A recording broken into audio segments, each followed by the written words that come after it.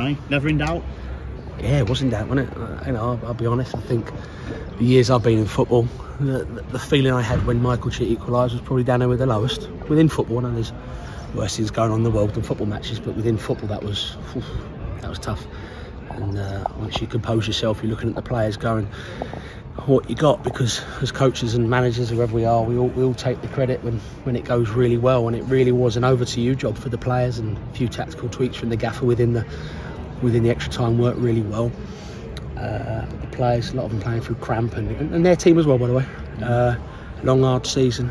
I think they showed so much courage to get these supporters and this town jumping in, albeit for a week before we go to Wembley. Everyone should really enjoy the moment because they don't come along very often.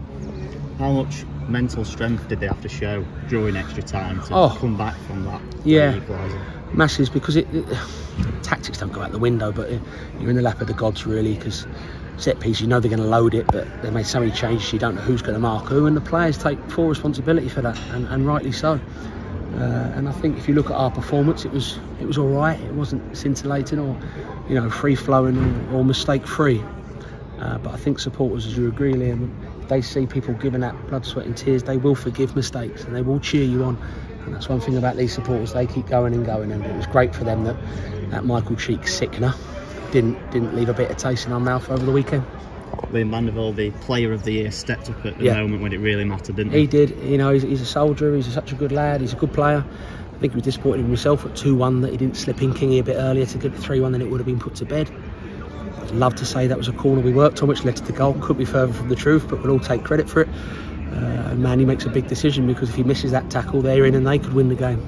And then once he's through and he shifts it and shoots, it's, the crowd go into raptures. But you know what Bromley will do at any point, free kicks and corners, they are a massive threat. But to be fair, their staff have been in the office there and they're very gracious in defeat, and I wish them luck for next season. Like I said, we all hope we're not in the same league. The scenes at the end, that's what you get into football for, isn't it? Yeah, it is. When on the pitch to see a few of the players are all right, and I know a few of the Bromley lads, so make sure they got off the pitch all right, but our fans were fantastic with the Bromley players raining on the pitch. And it's a great moment, and just think, if it feels good now, how good would it feel if we win next Saturday? Yeah, so you're off to Wembley. How does that feel? It's really good. I went there once to watch my dad when he managed Brentford, and they lost in the player finals. Only a little bit, that was a sickener, and then I lost it. It goes well, this. I lost when we were late in Orient in the trophy final, but we'd already won the league, so it was a day out. We could approach it differently to a player final. All the fans and ourselves will all say it's a day out and we'll enjoy it. But the nerves and the guts ache will be massive, because we know what the end prize is, and so we've got to go into the game professionally, and that starts from tomorrow, because we're all in tomorrow. Players are in, warm down and training, but for today and tonight, I think we should all, to a man, staff, supporters, media, really enjoy themselves, because it's been a long, hard year. And we know it's going to be Notts County. What do you make of that prospect? They were 2-0 down, and we had it on the background in the office, and you're thinking to yourself, okay, well, if we win, that's not a bad game to have, because all due respect, there are a lot of points behind Notts County. I think what's great, and if you had like a fair final, second v third is the fairest one you could get. Yes, Notts finished a lot of points ahead of us, but they finished a hell of a lot ahead of Bromley, and we finished a lot against Bromley. So I think second v third is the fairest way that it could have worked out. But we won't obviously have any sentiment in our hearts when we turn up at Wembley. I think we've probably gone from a potentially Bromley-Bournemouth final of 10,000 to potentially 60,000, and I mean that with the utmost respect, like I keep saying about them teams. But we're a big club. Everyone expected us to get to Wembley today, and we've done that. And how much would it mean to you to get that win next week and get over the line?